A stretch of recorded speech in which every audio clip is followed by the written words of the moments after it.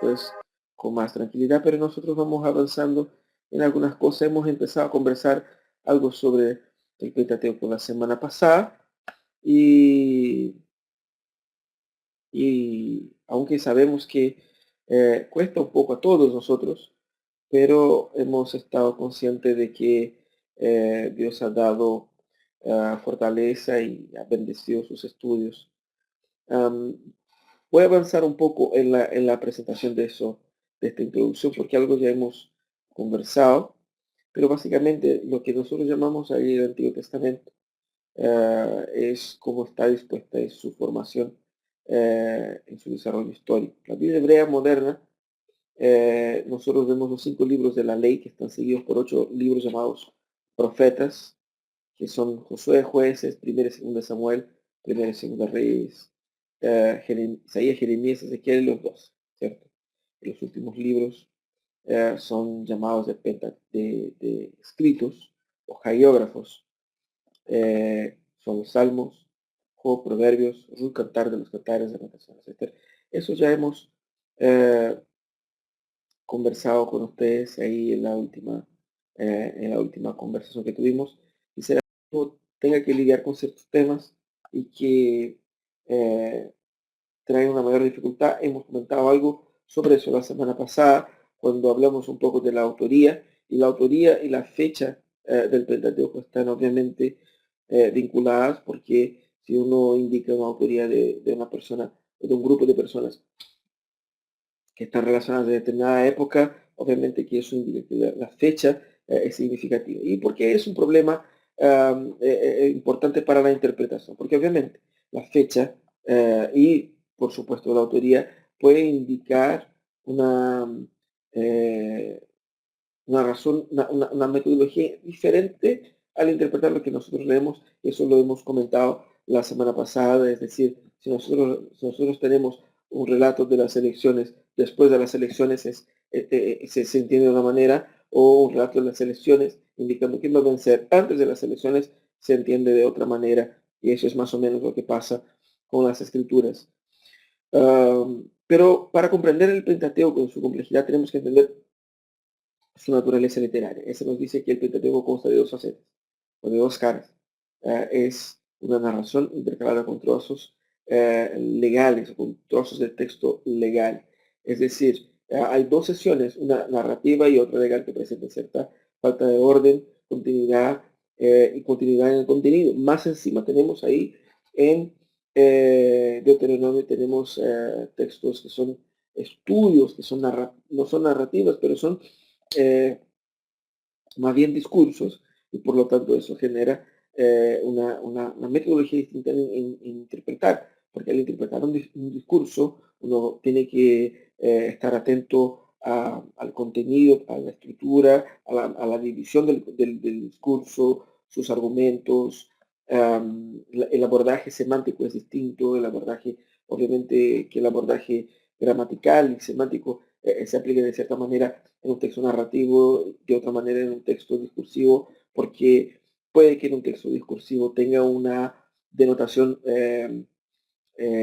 normativa, mientras que en un texto narrativo tenga una denotación puramente descriptiva. Es decir, el que describe no significa que eso es así para todos, pero cuando hay una predicación, una prédica, una orientación, una disertación, eso implica en que muy probablemente hay un carácter obligatorio en lo que se dice, ¿no es cierto?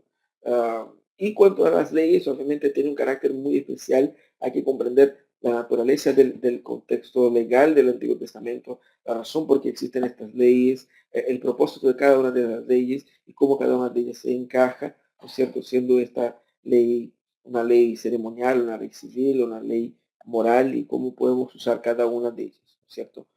Um, Aquí algunos detalles sobre la complejidad tenemos con relación a la autoría. El Pentateuco es una obra anónima, no se atribuye a sí mismo una autoría, hemos comentado sobre eso la semana pasada, pero aunque anónimo, el Pentateuco presenta indicios de autoría mosaica. Dios ordenó a Moisés a escribir hechos históricos ahí en Éxodo 17, tenemos estas orientaciones, es decir, indicaciones dentro del Pentateuco sobre esa autoría. Tenemos también ahí algunas indicaciones eh, referente a eso en otros libros, incluso libros posesílicos que se refieren con frecuencia al grupo de libros del Pentateuco como libros de Moisés, los libros intermedios, los libros preesílicos, hacen escasa referencia a la actividad literaria de Moisés y en todos casos lo hace con relación al Deuteronomio y de cierta manera eso puede ser influenciado por el interés bibliográfico que surgió en el periodo exílico, que hizo con que la cultura hebrea post-exílica fuese una cultura mucho más vinculada a la ley, al estudio de la ley, y mucho más vinculada a lo que nosotros, bueno, fue donde nació el concepto sinagogal, ¿no es cierto?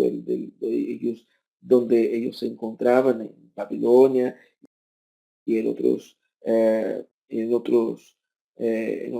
rincones del mundo bajo el dominio babilónico, después eh, medio persa y ahí el griego y después el romano. Ellos generaron ambientes donde ellos se reunían para la meditación de la ley, para la perpetuación de la ley de Dios, y por lo tanto en ese contexto es donde se fomenta un interés mucho más grande por la calidad del texto, y también obviamente se hace mucho más referencia a esos textos porque se incluso produce documentos en ese entonces.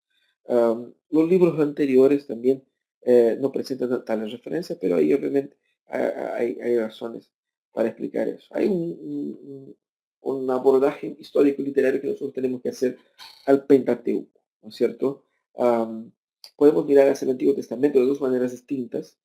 Podemos hacer un vistazo histórico y consecuente cronológico de los hechos, o podemos hacer un vistazo literario, libro por libro, mirando hacia la historia en el libro y no en el libro en la historia. Am, esa dupla análisis es posible y es necesaria, ¿no es cierto? Porque nosotros necesitamos obtener cuántas opciones de, cuántas alternativas de percepción del mismo texto que podamos. Y necesitamos entender el texto como un documento histórico, pero también necesitamos entender la historia que el documento nos cuenta. Son dos líneas en el tiempo, uno es sintético y objetivo, que se mezclan, ¿no es cierto? Y también es un ejercicio que podemos hacer delimitando los marcos históricos. Esa es una manera más fácil incluso de guardar, ¿no es cierto? Marcar cuáles son los marcos, los puntos claves del texto, y así tener un pantallazo en nuestra memoria. Nosotros a veces tenemos tanta dificultad en guardar ciertas partes de la Biblia, ciertos trozos de la Biblia, y necesitamos entonces armarnos de estrategias, como ustedes lo han hecho con el método de estudios de ustedes. Es importante que nos armemos de estrategias para eso, y utilizando marcos históricos así nos ayuda bien. Quisiera pasar entonces a un abordaje libro por libro rápidamente. No sé si hasta el momento me he hecho comprender, así que quisiera escuchar ahí a algunos de ustedes. Pueden seguir comentando por el chat, ¿no es cierto?, cuál sea la pregunta que tengan, y nosotros vamos respondiendo, ¿cierto? Am, bueno, y ahí uno imagina con hijos, con la casa, ese libro de las orígenes, ¿no es cierto? Ese es el sentido del texto, de la palabra Génesis, que es una palabra griega, y las palabras que nosotros utilizamos para la mayoría de los libros del Antiguo Testamento son palabras influenciadas por la traducción griega del Antiguo Testamento, ¿no es cierto? La misma palabra Pentateuco no es una palabra hebrea, es una palabra griega, y Génesis es una palabra que indica inicio, ¿no es cierto? Comienzo. Y esa es la palabra clave del libro. Um, el tema principal es el pecado del hombre y los primeros pasos hacia la redención por medio de un pacto con la raza elegida, cuya historia empieza ahí. Empieza en el capítulo 12 en adelante, pero todo el capítulo 1 a 11 es para conformar el contexto general y obviamente que nos da a nosotros muchas respuestas con relación al estado de la humanidad. Um, un detalle muy importante en ese texto de Génesis es Génesis 3:15, que es la primera promesa mesiánica. Génesis 3:15 es lo que nosotros llamamos del protoevangelio.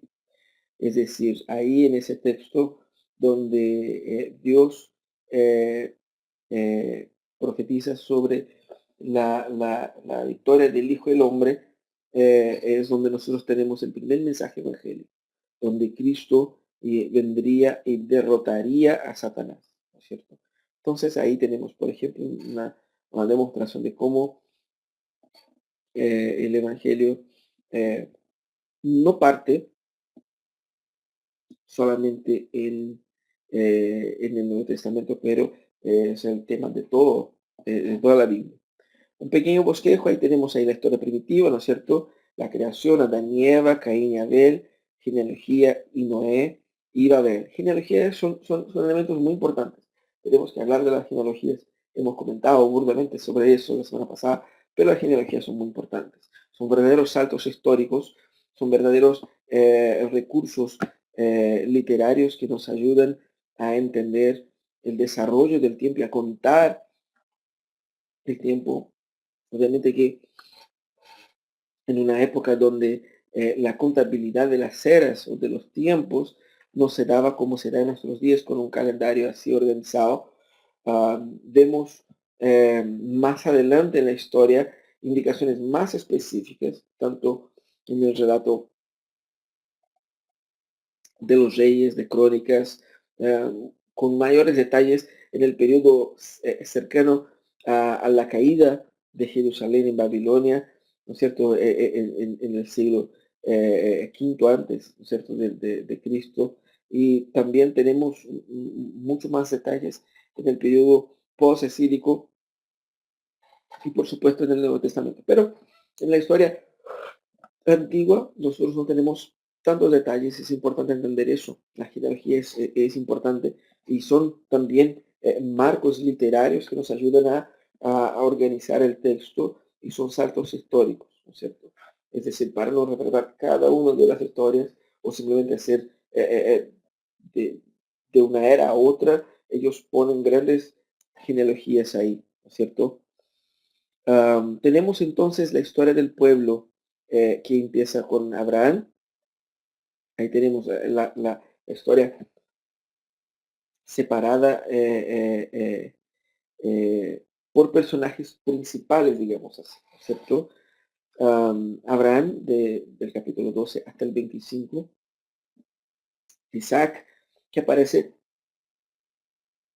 así, obviamente que él estuvo en un segundo plano como promesa, pero como persona nacida, podemos considerar el 21 al 27, Jacob, que tiene ahí una larga participación, ¿no es cierto? Y José, obviamente, con sus hermanos. Esos son los personajes principales que surgen dentro, obviamente, de un abordaje,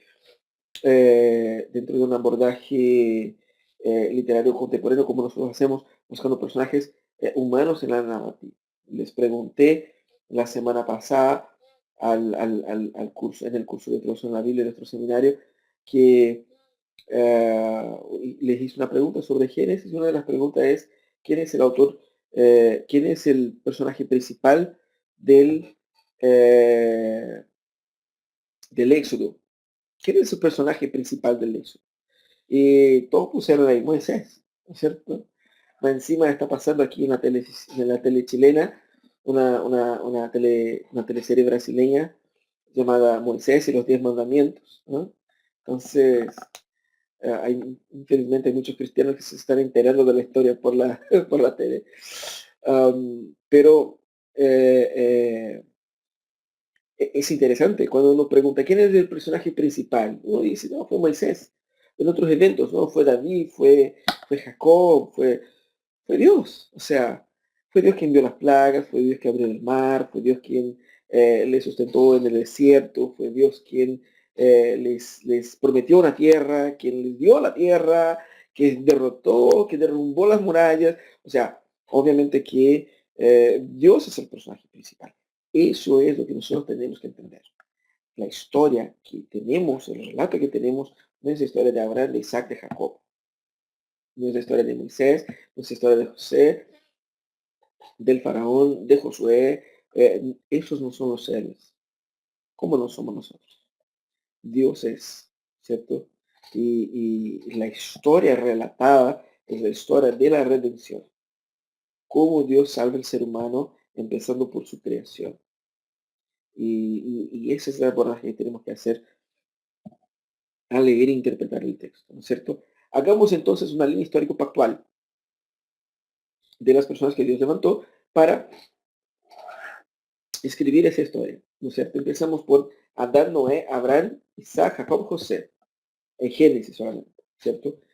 ¿Por qué es importante esa línea histórico-pactual? Dios es un pacto con Abraham, con Adán, Dios es un pacto con Noé, Dios es un pacto con Abraham, que se convalidó con Isaac, con Jacob, y José fue testimonio y fruto de ese pacto.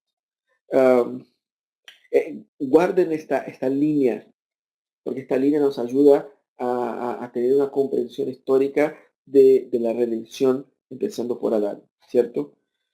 Otros personajes importantes tenemos en la historia de Caín y Abel, ¿no es cierto?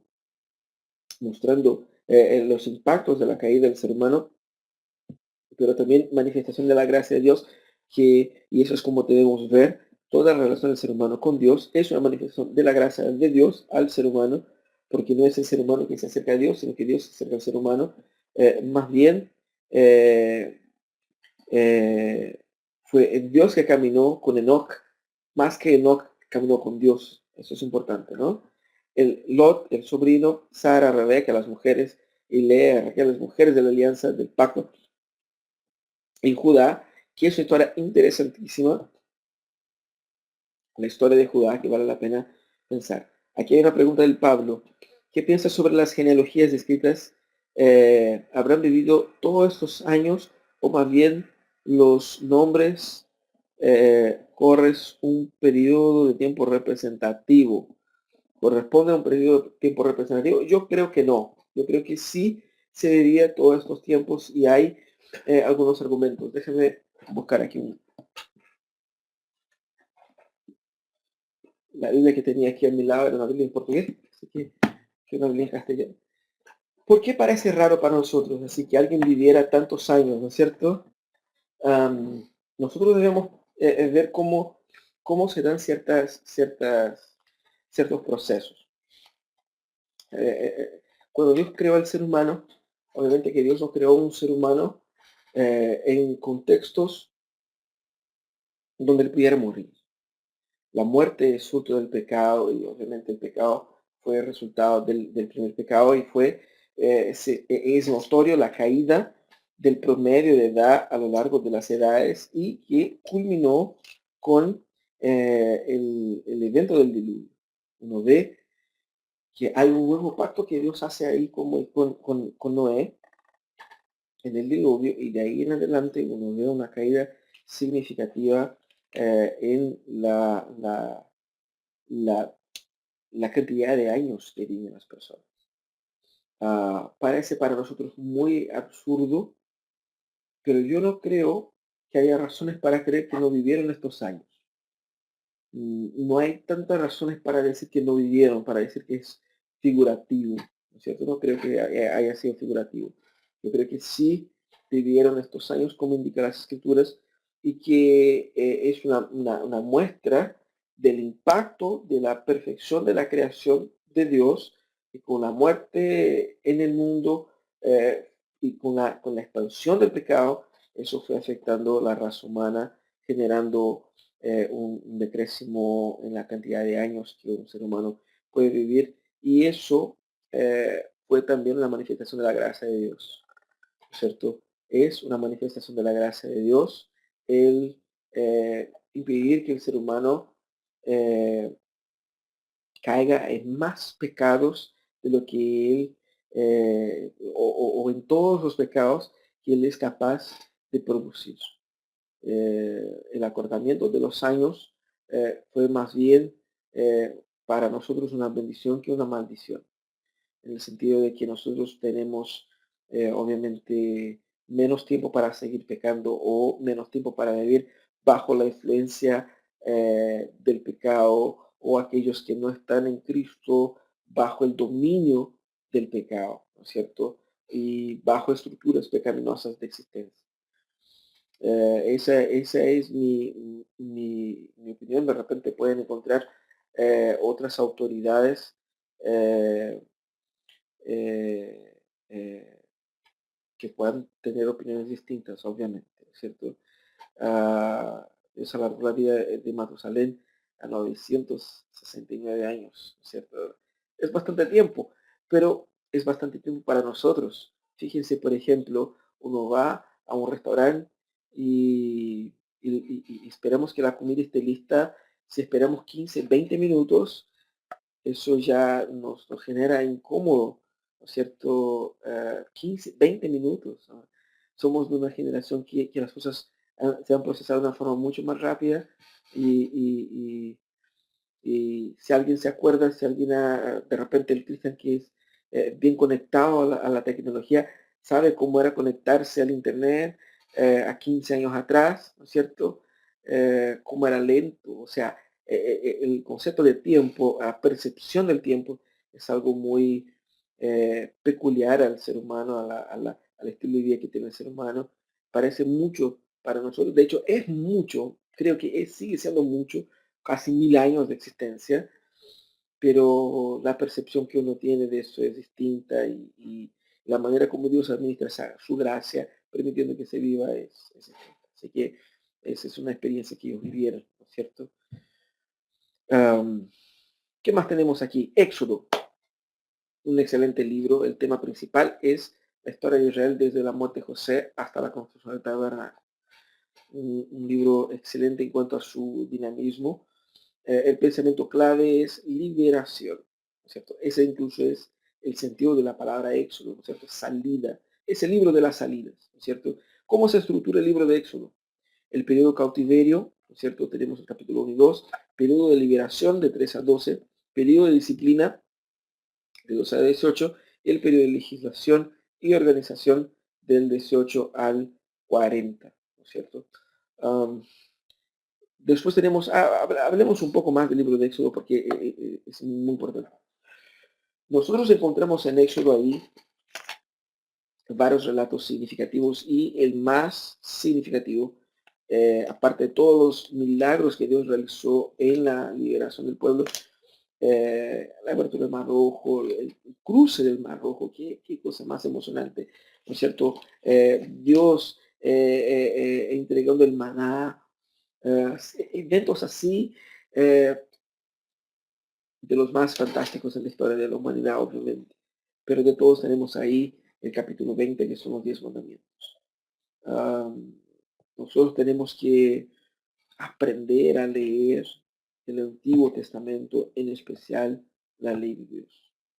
Aquí en nuestra iglesia estamos terminando una serie sobre los 10 mandamientos y es increíble cómo cómo nosotros tenemos la tendencia a hacer un abordaje superficial sobre las leyes del Señor y por eso debemos entender bien el contexto. Les invito, una de las lecturas del módulo es un libro del Pentateuco y les recomiendo que eh,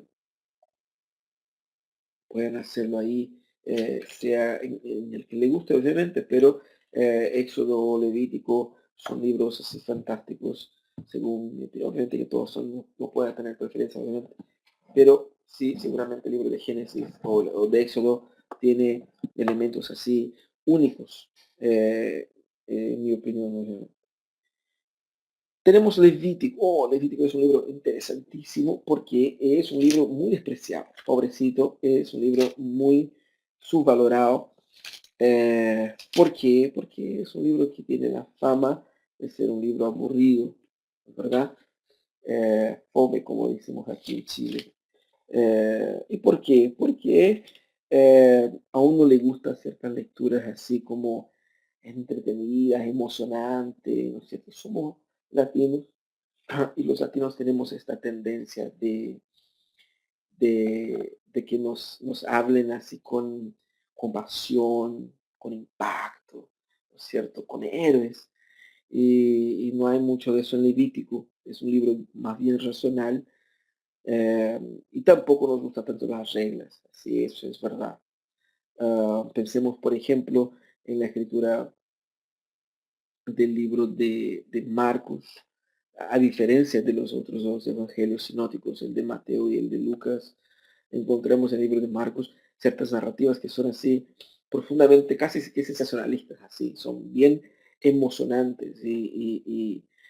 Cuando Jesús reprende y expulsa a un endemoniado en una sinagoga, la narrativa pone así como, y la persona el espíritu hizo con que la persona se moviera violentamente y gritaba, así gritando lo dejó. Mientras que Lucas lo pone que simplemente el espíritu hizo con que la persona eh, se moviera, y luego lo dejó. Así fue algo bien, bien piola, como decimos. Pero a los latinos, que es el pueblo que leía el texto de Marcos, a los latinos les interesa esa emoción, ese impacto, ¿no es cierto?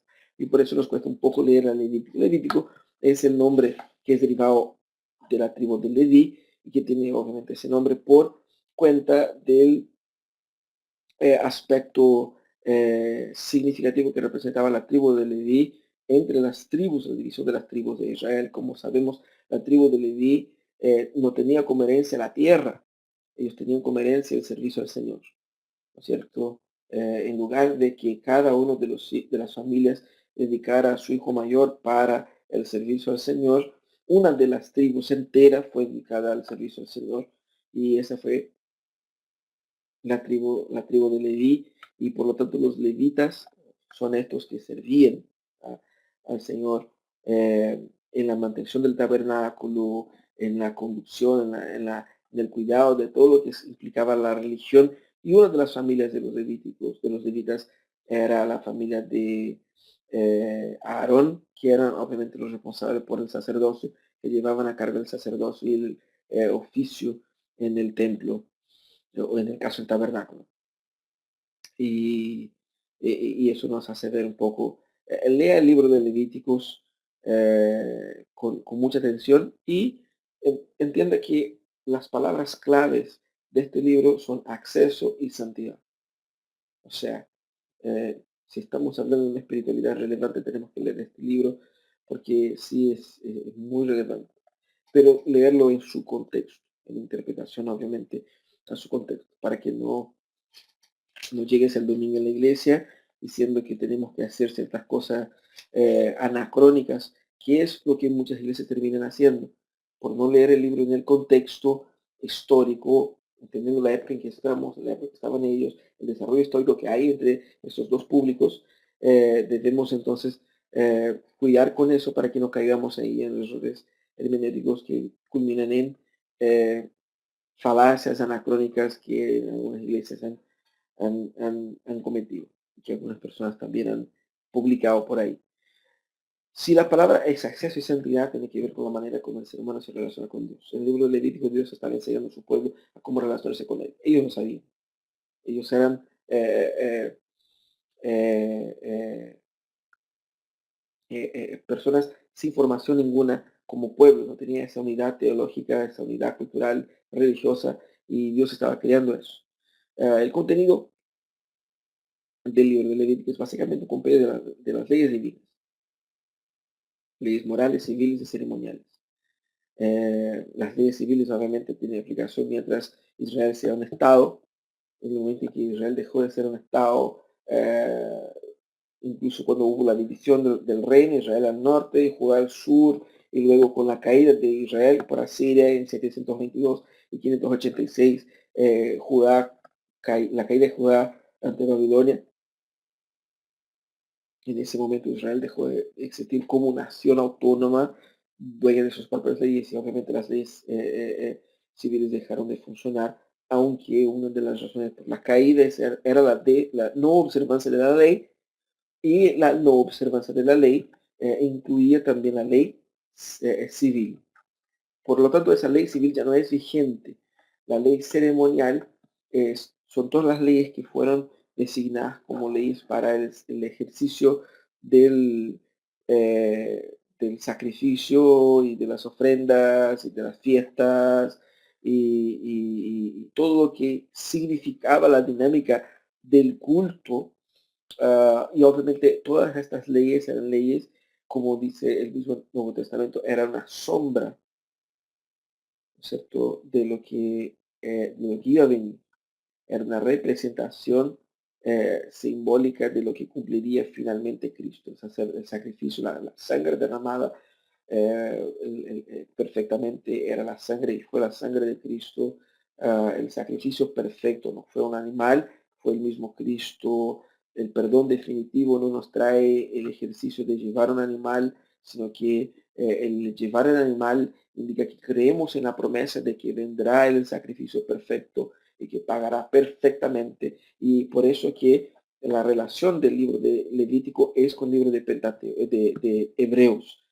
¿Cuál es la palabra clave en el libro de Hebreos? El término clave en el libro de Hebreos es de una vez por todas, que es la palabra griega fapax. De una vez por todas, definitivamente.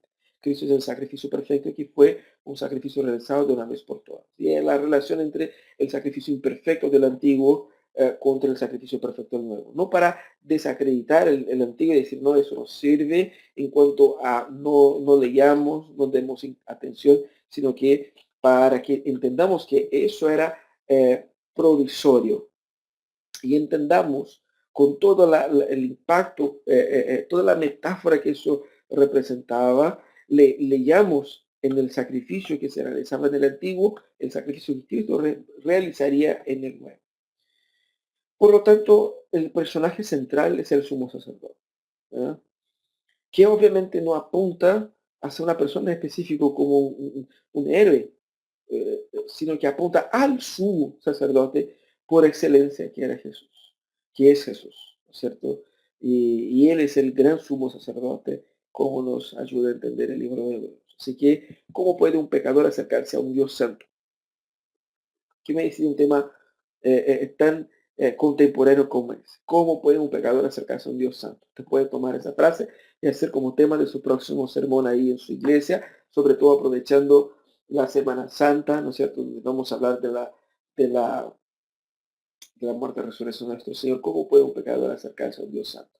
Ahí tenemos ese libro que trae más de 80 veces la palabra santidad. Una estructura de Levíticos, tenemos la vía de acceso a Dios, por medio de sacrificios y ofrendas, por medio del sacerdote. Leyes especiales que gobiernan Israel, cuanto a los alimentos, cuanto a la limpieza, cuanto a la pureza de los sacerdotes y las ofrendas. También tenemos ahí, está cargando la policía, 5 fiestas anuales, la Pascua, Pentecostés, las trompetas, la expiación y los tabernáculos. uh, las leyes e instrucciones generales, sabático, el año sabático, el año del jubileo, las condiciones para las bendiciones de la ley de votos. ¿Para qué nos sirven estas fiestas y estas leyes? Sirve para que nos inspiremos en pensar nuestra cultura e influir en nuestra cultura con una ética cristiana, con una ética inspirada en un Dios que gobierna todas las cosas, ¿cierto? Porque tenemos leyes que lleguen a cada una de las áreas de la vida humana, del aseo personal al sistema económico, porque Dios es el Señor de cada una de esas áreas. Dios es el Señor de la economía, Dios es el Señor de la salud, Dios es el Señor de la vida personal, incluso de la vida matrimonial íntima del matrimonio, y por lo tanto el Señor está gobernando en cada una de esas áreas, en la vida social, privada, familiar, cultural, religiosa.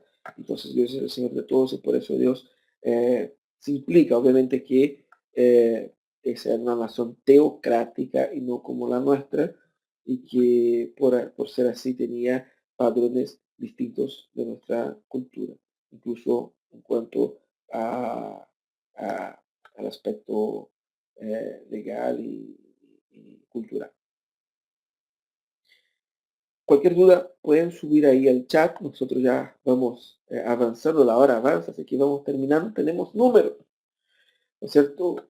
Números no fue un libro escrito por Dios por amor a los contadores y profesionales de exactas, ingenieros y afines, ¿no? Números es obviamente un número, un nombre que fue puesto posteriormente, ninguno de sus libros son nombrados así tal cual como nuestra cultura, pero lleva su nombre debido a que los censos realizados eh, en Israel nos daban ahí un mapa de la realidad del pueblo. Obviamente que hay mucho más cosas que el censo, pero ahí tenemos una lección central que es la incredulidad impide la entrada de la vida abundante.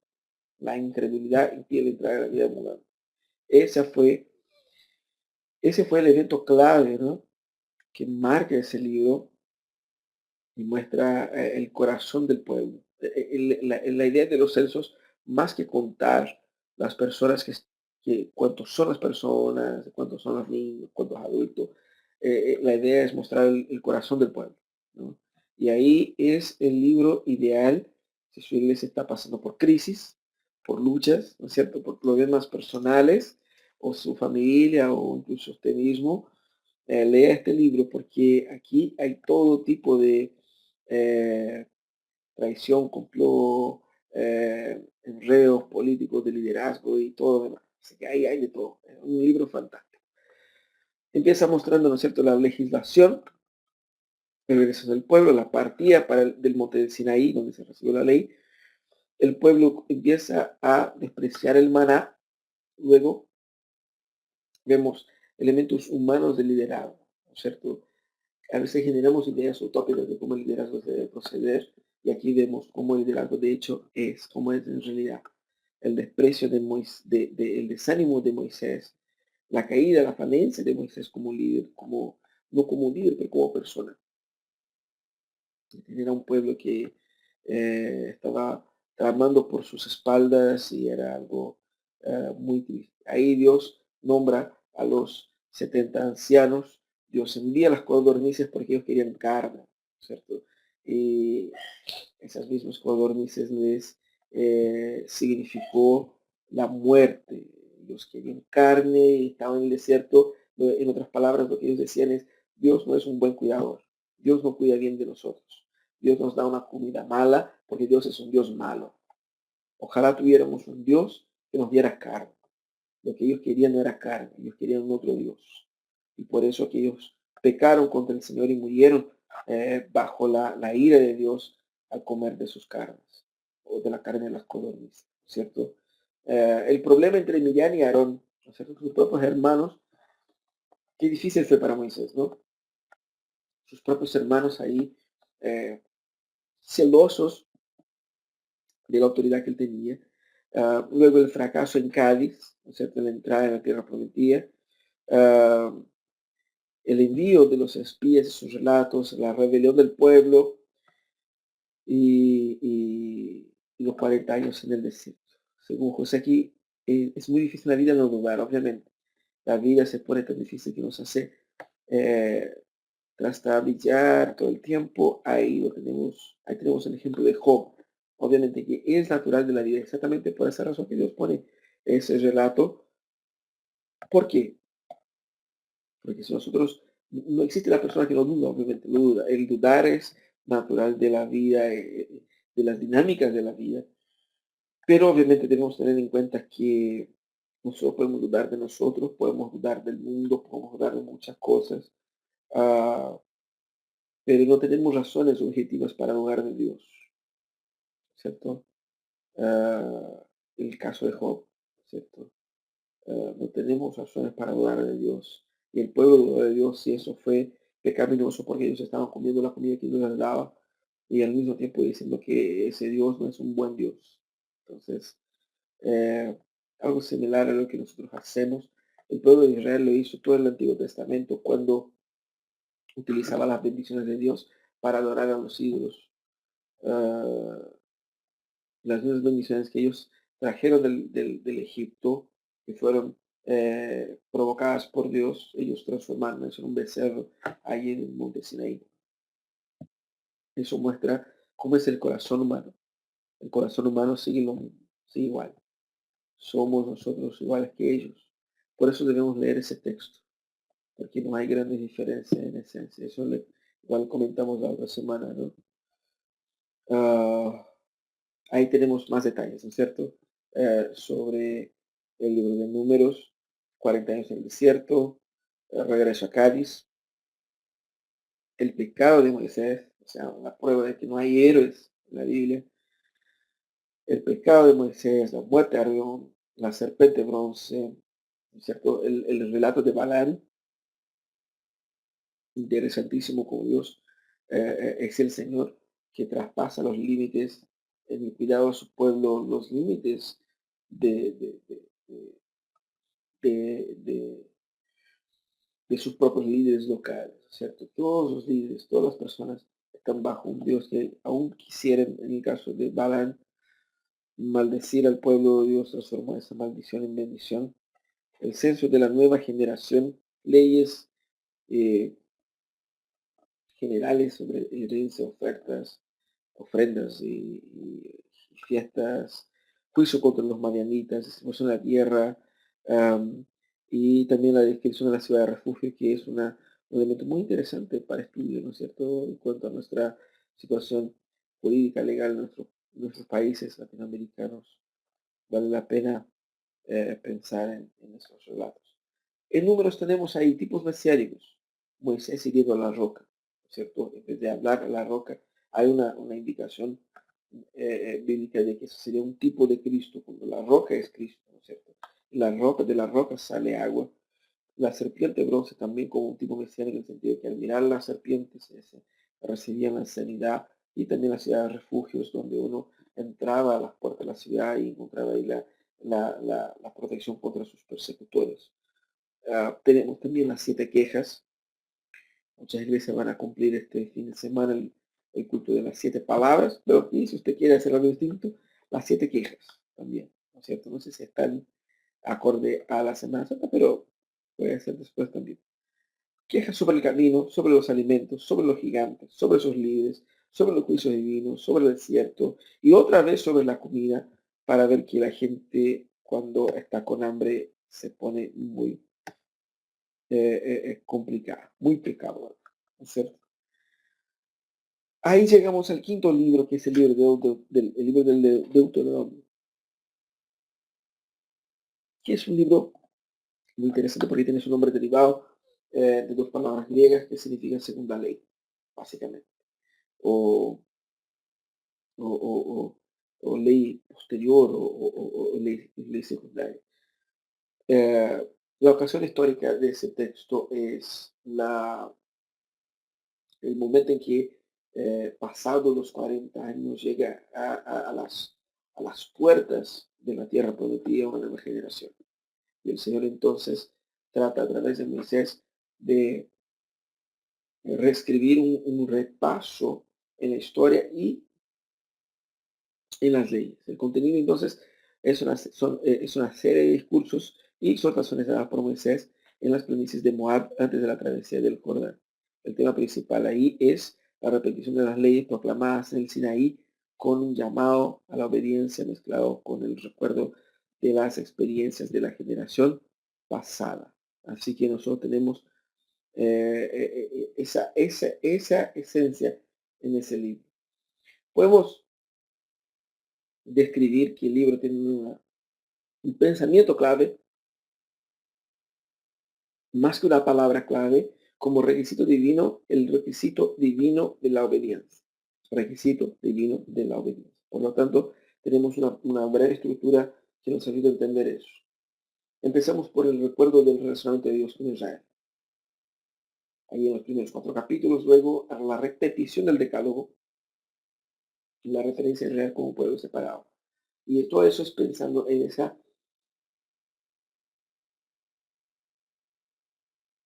en esa generación que nació en el desierto, que quizás muchos de ellos no fueron testigos de los problemas del Egipto, ni la abertura del Mar Rojo, pero que sí necesitaban sentirse pueblo, no meramente familia. Entonces el Señor va repasando, empezando por el decálogo, todas las leyes.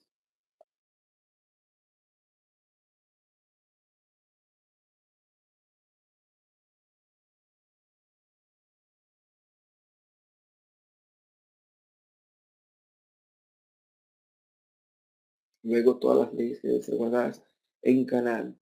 20 de Moisés. Ahí surgió la discusión. ¿Quién escribió la última parte? ¿No es cierto? Hay varias teorías. Muy probablemente es una teoría personal, debe haber sido algún amanuense personal que tenía Moisés, quizás el mismo Josué, y no hay ningún problema en eso. Nosotros sabemos que Dios ha inspirado los autores bíblicos para que produjeran el texto y hemos encontrado diversos autores, especialmente del Antiguo Testamento, que no son conocidos, como el caso, por ejemplo, de los autores eh, de las crónicas, de los autores de los reyes, que no son personajes famosos, pero aún así creemos en su inspiración y por ende en la ignorancia de esos textos, ¿no es cierto? Es importante percibir que si nosotros estamos ahí eh, eh, con un abordaje del Pentateuco, que es un abordaje panorámico, no puedo asimilar todo lo que dice si yo no lo leo. Si usted no lo ha leído el Pentateuco entero, hágalo. Es riquísimo. Hágalo desde una perspectiva panorámica porque eso le va a ayudar a tener una mejor, la mejor percepción del desarrollo. Pero lo que les quiero decir antes de que avancemos al final, ya pasemos de la hora aquí, es que ese contenido, el contenido de estas diapositivas, me imagino que está disponible para que ustedes la puedan descargar. Esa es la base del test que tenemos en eh, ese módulo. Así que eh, leer, hagan un repaso en esos textos, porque con base en ellos se pueden responder al test. No es algo muy complicado, algo muy complejo, pero sí es algo muy interesante, creo yo, que nos ayuda a tener incluso un feedback de nuestro propio avance, ¿cierto? Dudas, preguntas, lo que quieren preguntar, ahí estamos a la disposición y ustedes también pueden hacerlo, no sé si han entendido todo hasta aquí, ¿cierto? El Miguel ya respondió el test. Yo creo que fue un error de mi parte, yo creo que no fui claro en decir, no creo que no fui claro, yo creo que no dije claramente, no dije en ningún momento tan así específico que las notas eran la base del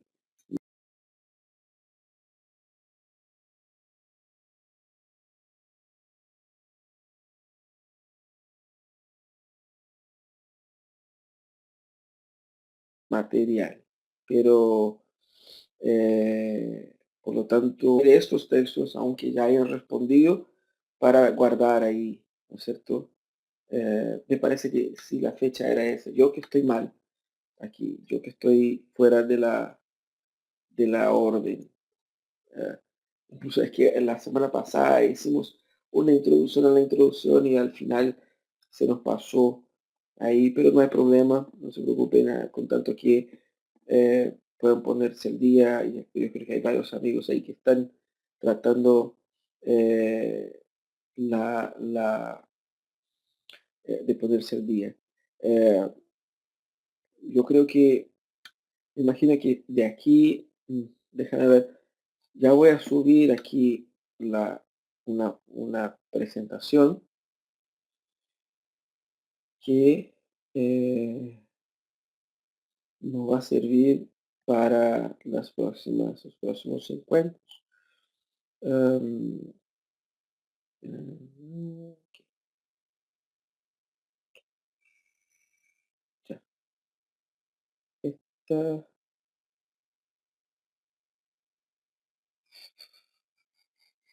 eh, parece que esta está muy grande la que yo elegí. Déjame ver qué hago.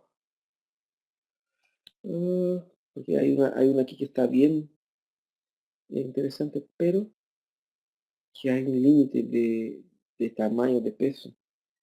No, eso se puede-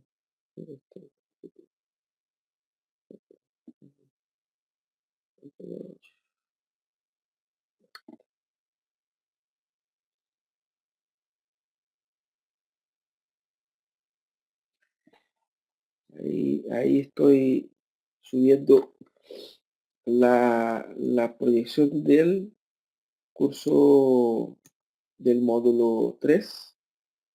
eh,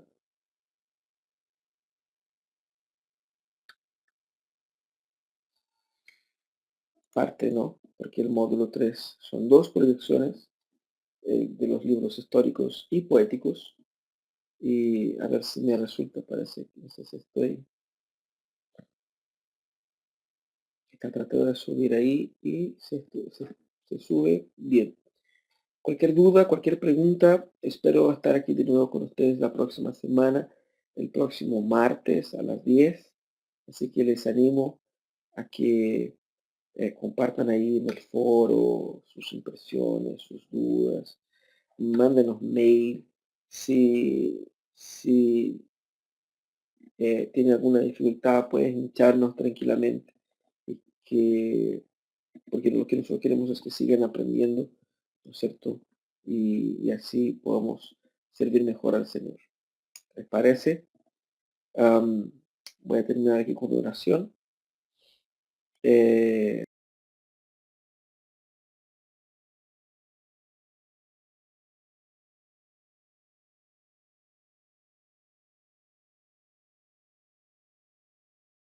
Vamos clamar al Señor en primer lugar, ¿no es cierto?, por estudios. Así que vamos a orar por eso también, por nuestros países, para que el Señor tenga compasión. Oremos. Dios amado, nosotros somos muy agradecidos por el privilegio, la honra de conocerte a ti como un Dios salvador. Te alabamos, Señor, por esta instancia que nos provee el Instituto Bíblico Educa de compartir tu palabra. Señor, te pido por cada uno de estos alumnos que han estado haciendo verdaderos sacrificios para comprender mejor tu palabra y servirte como corresponde. Bendícelo, Señor. Ayúdelo, Señor, en sus esfuerzos. Que puedan encontrar el tiempo y la disposición para leer, entender y aplicar lo que han entendido y conocido, Señor. Ayúdales a que tengan la organización necesaria y que también, oh, Señor, que sea provechoso para ellos. Bendice sus familias, bendice sus hogares, su trabajo, sus iglesias. Bendice, Señor, el local donde vive, para que ellos también, al conocer más de ti, sean de bendición ahí. Te alabamos, Señor, por lo que has hecho. Te alabamos por este instituto. Y pedimos tu bendición sobre nosotros en este día que se termina. Te alabamos por todo. En el nombre de Jesús oramos. Amén. Amén. Amigos, que Dios les bendiga. Ahí recién está el PowerPoint llamado Libros Históricos, para que ustedes cachen un poco. Eh, sí, no, no, de la otra semana no tuvimos PowerPoint. Sí, no se preocupe. Era para hacer esto también. Así que de la otra semana hicimos una conversación más bien, más que la presentación. Pero guarden ese PowerPoint también de los libros históricos. Al inicio hay un breve test para que cachen ahí si están atentos y test así, tan fácil, más fácil que morder agua. Así que bien. Y eche una mirada en ese PowerPoint para que conversemos mejor la próxima semana en caso de que tengamos, de que tengan alguna duda.